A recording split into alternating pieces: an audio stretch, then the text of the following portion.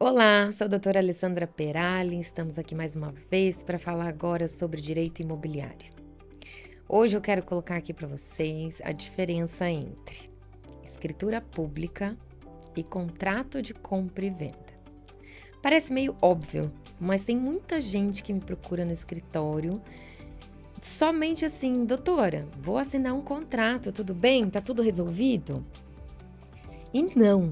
É claro que ele tem condão judicial, ele é um documento que tem, né, força no judiciário, sim.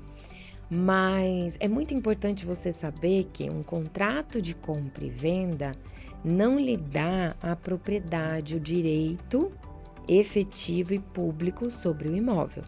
É apenas um ato inicial em que você coloca as condições comerciais, né? Do tipo, o valor que foi estabelecido, a forma de pagamento, se existe alguma condição específica para ser regularizada, quem vai ser o responsável, se existe dívida do imóvel, quem vai se responsabilizar, e com um termo final disso, que é a própria escritura pública.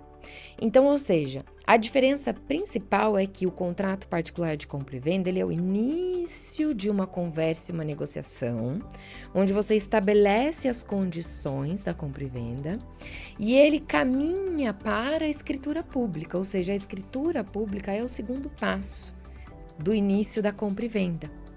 Então, é muito importante saber que um não substitui o outro de maneira nenhuma, mas que um pode ter o início do outro.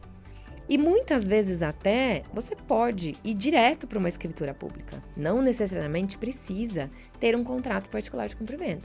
É muito peculiar a situação, né? Existem, assim, situações em que é necessário fazer um contrato para que se estabeleça regras iniciais, concluí-las antes de uma escritura pública. Porque para lavrar a escritura pública no cartório de notas, é necessário algumas condições, né? De preferência que o imóvel não tenha dívidas, se existe alguma regularização documental ainda na matrícula, precisa ser feita antes, para que o comprador tenha a segurança de que está comprando o imóvel de forma segura, sem levar junto os problemas, né? Então, inicialmente, essa é a primeira diferença. E a escritura pública o próprio nome diz, é um documento público em que torna-se público, né, a propriedade do imóvel. Agora, se você pensa que termina aí, não. Esse processo de compra e venda, ele não termina com a assinatura da escritura pública. É necessário, e eu diria até obrigatório, porque existe uma frase que diz assim nos cartórios: quem não registra não é dono. O que isso quer dizer? Aquele documento público precisa ser registrado na matrícula do imóvel. E a matrícula do imóvel, eu faço uma analogia, é como se fosse o RG do imóvel. Lá fica registrado toda a historinha dele. Quantos proprietários já se passaram pelaquela propriedade, se existe uma construção registrada e regularizada, servidões, enfim. Esse é um outro tema para outro momento.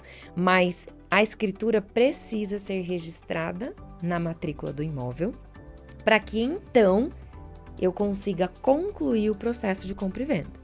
Então, veja, eu comecei com um contrato de compra e venda, com várias condições estabelecidas, passei para a escritura pública, assinada, paga-se os impostos pela essa transmissão, e depois eu concluo com o registro dessa escritura na matrícula do imóvel.